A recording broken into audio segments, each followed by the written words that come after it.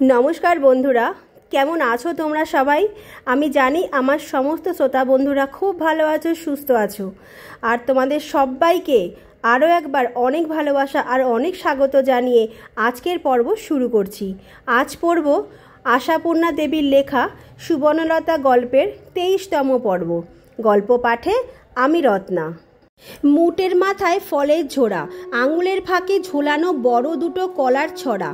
जोगु एसे पिसीमार दरजाय हाँक पारलो, पिसी पिसी गो पिसी। के रे, जोगु नाकि? मुक्तकेशी जपेर माला हातेई बेरिये आसेन। हाँ गो हाँ, ता नइले ए बाजखाई गला आर कार हबे शुनी। जोगु चौकाठेर बाइरे दाड़िये दाड़ियेई कथा सारे। ओ सर्वनाश, एतखानी बेला हये गेल, एखोनो तुमी माला ठकठकाচ্ছ?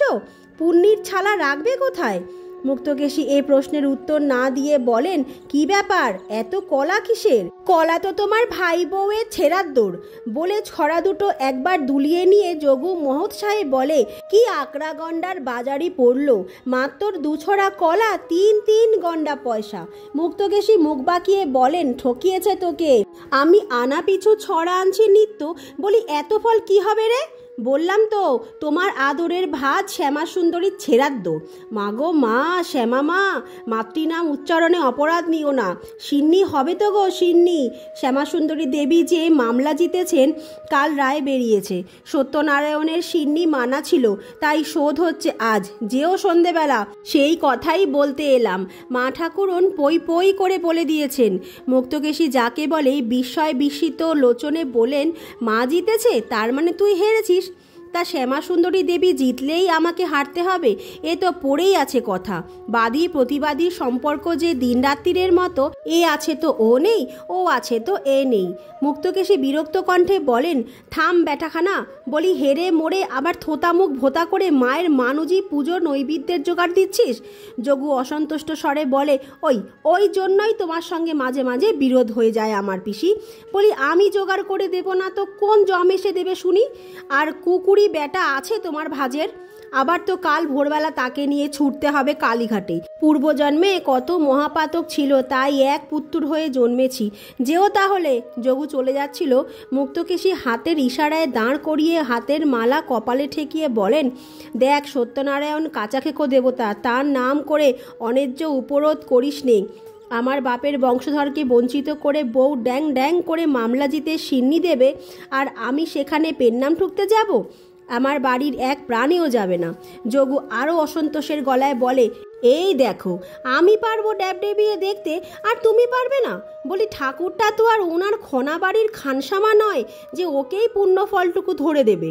ওগো বৌমারা, একখানা ঘোড়ার গাড়ি ভাড়া করে জি সঙ্গে করে শাশুড়িকে নিয়ে যেও সন্ধেবেলা। মামি শাশুড়ি বলে দিয়েছেন ভারী ঘটার সিন্নি, ভাইরাও যদি পারে তো যায় যেন। চললাম, অনেক কাজ, বড় লোকের কন্যের আহ্লাদ মেটাতেই। চলে যেতে যেতেই সেজ বউ মুখ বাঁকিয়ে বলে, ভাসুর গুরুজন বললে অপরাধ, তবে ও বাড়ির বড়ঠাকুরের বুদ্ধির বালাই নিয়ে মরতে ইচ্ছে করে। হাসবো না কাঁদবো? কোথায় ছিল সুবর্ণলতা? কুট করে বলে ওঠে, এ বাড়ির কর্তারা যদি ও বাড়ির বড়ঠাকুরের পায়ের নখের যুগীয় হতেন, তাহলে দুবেলা তাদের পা ধোয়া জল খেতাম। সেজ বউ অনেক দিন মেজদির সঙ্গে বাক্যালাপ বন্ধ রেখেছিল।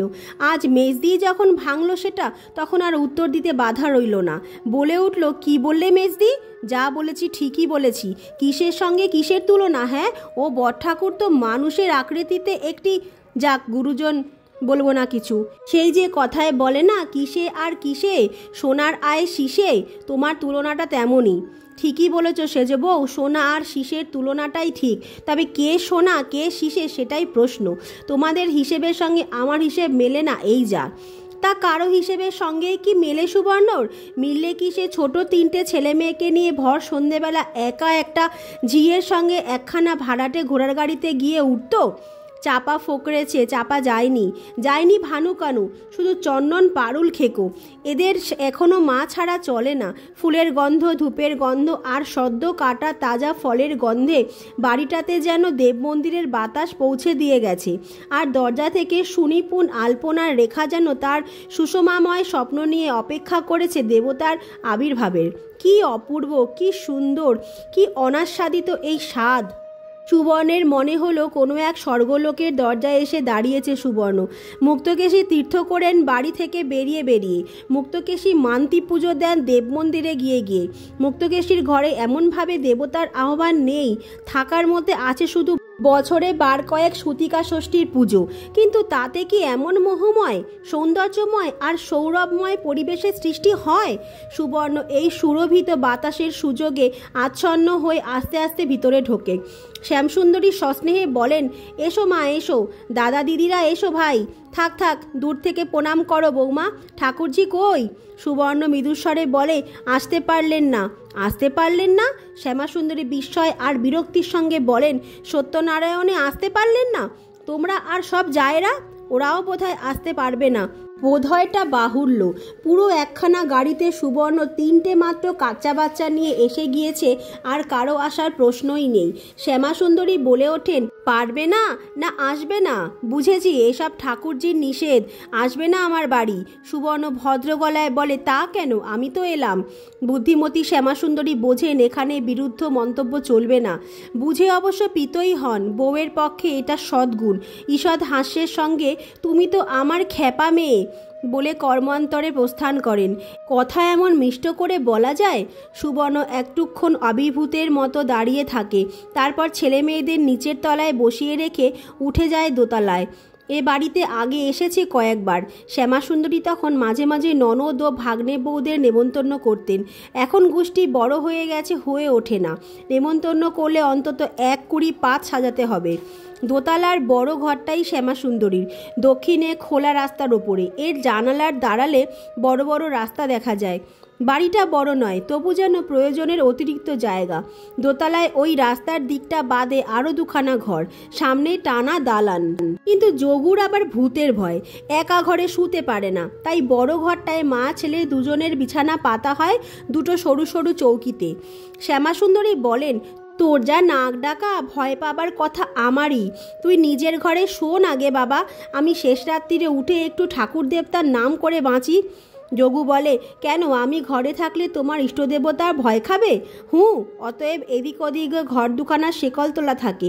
মামলায় কে জিতবে এ নিয়ে 2 মায়ে বেটায় বিছানায় শুয়ে শুয়ে তর্ক বিতর্ক চলে। তর্কের শেষে অবশ্য যোগুরই জয় হয়, কারণ সে শেষ রায় দেয়।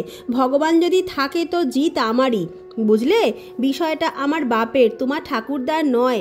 শ্যামাসুন্দরী সে কথা অস্বীকার করতে পারে না। আবার ভগবানই নেই এ কথাও বলা চলে না। সুবর্ণ অবশ্য মা ছেলের সেই অপূর্ব বাক্য বিনিময়ের কথা জানে না, শুধু 2টি সরু চৌকি দেখে মুগ্ধ হলো। পূর্ণিমা তিথি, জানলা দিয়ে চাঁদের আলো এসেছে, ঘরের মেঝের কালো কালো গড়াদের ছায়া। দোতলায় এখন কেউ নেই। কাজের হ্যারিকেন লণ্ঠন 2টো নিচে নামিয়ে নিয়ে যাওয়া হয়েছে। আধো অন্ধকার আধো আলো। শূন্য ঘরখানায় দাঁড়িয়ে হঠাৎ মনে হলো সুবর্ণের সে যেন অন্য কোনো এক জগতে এসে পড়েছে। নির্জনতার বুঝি নিজস্ব একটা সত্তা আছে, আর সে সত্তা অলৌকিক সুন্দর। অনেকগুলো লোকের উপস্থিতি, কি ক্লেদাক্ত বিশ্রী, কত বড় দুঃসাহস দেখিয়ে সে একা এভাবে চলে এসেছে সে চিন্তা মনে আসে না। ফিরে গেলে কপালে কি লাঞ্ছনা জুটবে সে চিন্তা করতে ভুলে যায়। শুধু লক্ষ্যহীন দৃষ্টিতে রাস্তার দিকে তাকিয়ে থাকতে থাকতে ভাবে সুবর্ণ, অনন্তকাল ধরে যদি এমনই দাঁড়িয়ে থাকতে পেতাম। এমনই চলমান পথিকে স্রোতের দর্শন হয়ে দাঁড়িয়ে থাকা। সুবর্ণ কেন ওই রাস্তায় হেঁটে যাওয়া লোকেদের একজন হলো না? সুবর্ণ কেন মেয়ে মানুষ হয়ে জন্মালো? ও আমার কপাল, তুমি এখানে। পিছনে হরিদাসীর কণ্ঠে ভাঙা কাশি ঝঞ্ঝনিয়ে ওঠে। হ্যাঁ গো মেজে বৌদি, তোমার আক্কেলটা কি? হ্যাঁ, নিচে ভরচাজ এসেছেন, পুজোয় বসে গেছে, পাড়াপড়শিতে ঘর বোঝাই, ছেলেপেলেগুলোকে ফেলে রেখে এখানে এসে তুমি ভূতের মতো দাঁড়িয়ে আছো। আদারের ভয় লাগে না গো? ভয় আবার কি? পৃথিবীর মাটিতে নেমে আসা সুবর্ণ অপ্রতিভিক হয়ে বলে, বেশ তো, তুই আমায় ডাকিসনি যে?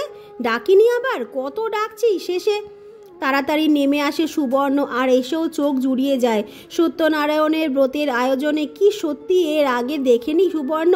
দেখেছে পাড়াপড়শির বাড়ি, কদাচ বাড়িশুদ্ধ সকলে ভিড় করে গিয়ে নিজেদের চ্যাঁ ভ্যাতেই ত্রাহি ত্রাহি লেগেছে। এখানে সকলেই বেশ গিন্নিবান্নি। শ্যামাসুন্দরীর বান্ধবীকুলি সম্ভবত শান্তভাবে বসে আছেন যুক্ত করে। ধূপ ধুনো চন্দন ফুল চৌকি মালা ঘট পথ সব মিলিয়ে দেবতা যেন সত্যই একটি সত্তা নিয়ে বিরাজ করেছেন। আশ্চর্য, সুবর্ণের ছেলেমেয়েরাও তো এখানে দিব্যি চুপ করে জোর হাতে বসে আছে, অথচ ওরাই দলে মিশে যেন অন্য অবতার।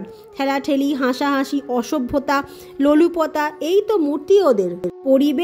পরিবেশই মানুষকে ভাঙে গড়ে। পুরোহিত পুঁথি খুলে গলা ঝেড়ে কথা শুরু করেন কলাবতীর গল্প। কলাবতীর মৃত স্বামীকে ফিরিয়ে দিয়েছিলেন সত্যনারায়ণ। সুবর্ণলতার জীবনে যাত্রার গতিটা ফিরিয়ে দিতে পারেন না? কলাবতীর সত্যকারের ভক্তি ছিল। সত্যকার ভক্তিটা কেমন বস্তু, আর তার আকুলতাটাই বা কেমন? গাড়ি অনেকক্ষণ আগে নামিয়ে দিয়ে চলে গিয়েছে। কথার শেষে পড়শিরা বিদায় নেয়। শ্যামাসুন্দরী এদের ছাড়েন না। রাতের খাওয়াটা খাইয়ে দেবেন বলে লুচি ভাজতে বসেন। অভিভূত সুবর্ণ আপত্তি করে না। সুবর্ণ যেন ভুলে গেছে সে কাদের বাড়ির, ভুলে গেছে সে আবার বাড়ির দরজায় গিয়ে দাঁড়াতে হবে তাকে। কিন্তু মনে থাকলে কি মনে করতে পারত সেই দাঁড়ানোর চেহারাটা এমন হবে? ভয় ছিল একা আসার জন্য, ভয় ছিল রাত হওয়ার জন্য, তবু এই ভয় ছিল না সেই দরজা তার সমস্ত কদর্যতাকে উদ্ঘাটিত করে বন্ধ হয়ে থাকবে। ছেলে মেয়ে কটা, বাবা, কাকা, জ্যাঠা প্রভৃতি অনেককে ডেকে ডেকে শেষ অবধি বাইরের দরজায় ধুলো জঞ্জালের ওপরেই বসে পড়েছে। একেই গুরুজনে ভনে ক্লান্ত, তারপরে আবার রাতও হয়েছে। ঝি হরিদাসী কড়া নেড়ে নেড়ে হতাশ আর অবাক, মন্তব্য প্রকাশের ভাষা জোগাচ্ছে না তার আর।